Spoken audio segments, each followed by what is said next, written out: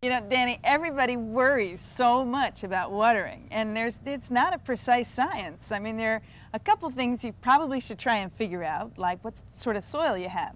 If you have very, very heavy clay, then it's very important to let it dry out between waterings. But if you've got sandy soil, which just drains really quickly, then you're going to have to water, you know, more often. Okay, but what about time of day? Is there a better time of day than others to actually water all the plants? You know, if you can, it's better to water in the morning, because then you can just water everywhere and get everything soaking wet, and the foliage is going to have a chance to dry out through the day.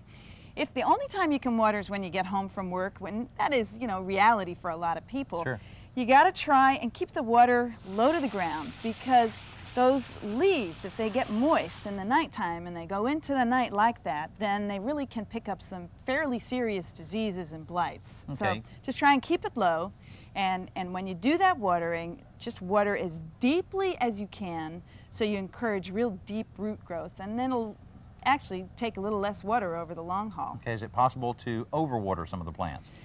Absolutely. I mean, if I have one thing that I tell my customers, it is try to underwater rather than overwater, because it's the overwatering which really kills many, many more plants than anything else.